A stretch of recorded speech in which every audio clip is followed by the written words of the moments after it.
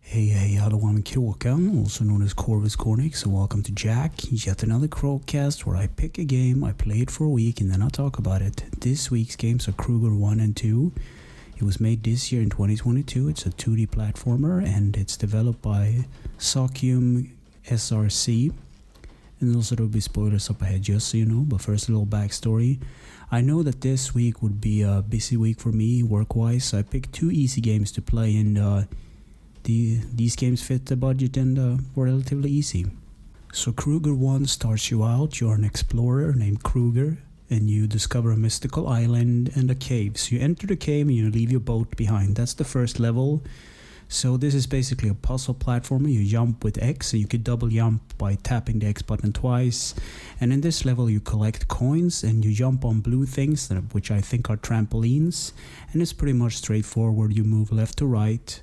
And there are some simple puzzles, you jump on buttons and whatnot. And you avoid things that looks like fireballs. I'm not quite sure, the sprite work was not that detailed. And the second level has moving platforms and spikes, so you can take up to 3 hits, and if you die, the level just restarts and some of the enemies kind of respawn. And that's more or less it. And then level 3 is like an abandoned mine, and you discover, it was a trophy actually, you discover a green bat, with like a turquoise bat, I should say. And that's the end of that game. You platinum the first game. So the second game, Kruger 2, is a bit different. You move with the left stick instead of the D-pad. That's what I liked about the first game, by the way. You can move with the D-pad, which makes platforming a lot easier because it has more precision in my opinion.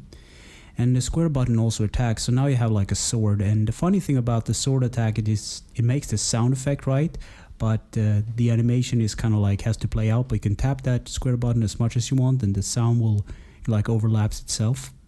Yeah. So the first level has larvas and bees, and this game is a little bit more zoomed out than the first game for some reason. I don't know why. The second level has annoying bees, and I don't know what's up with the hitboxes of these bees, but you have to like jump and like swing your sword at the same time, and I think the hitbox is very, very small, so I died a couple of times to just one bee, and this level is full of bees. So the third level is like a jungle level with spikes and enemies and platforming from hell, and I couldn't beat this. I just got so frustrated with this game, so I just turned it off. And I actually think that this game actually crashed my PS4 database, because after booting up the PS4 again, my PS4 just hangs itself and I have to do a restructuring of the database. So good game, I guess.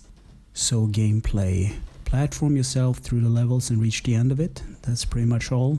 Control, the D-pad and left sticks moves the character around. The X button can perform a jump, and if you double tap it, you do a double jump, and the square button uses the sword as an attack. Graphics. This game was made in Unity engine, and I like the backgrounds because they remind me of another game called Another World, and it has these kind of polygonal kind of graphical backgrounds, and I think it looks really cool. That's an up for this game. Sound and music. I like the ambient tracks of this game. It really melts in with the gameplay, but I couldn't find out who the composer was for this soundtrack. Probably the same guy that made everything else, but this game doesn't even have a game trailer or barely any gameplay. It doesn't even have a wiki page, so I did have very little to go on, if anything. In fact, like the intro music is actually based from like one of the 2 only gameplays of this game on YouTube, so yeah. Easter eggs, secrets and glitches. In the second game you get a sword that you can use to attack enemies, and basically they're all insects, but when you tap the square button you see like a sword animation, but if you double tap or multi-tap the square button you will make a lot of sword swings, but the animation will still play. So every time you actually tap the button it counts as an attack, but it doesn't, animate. So that's a glitch for you.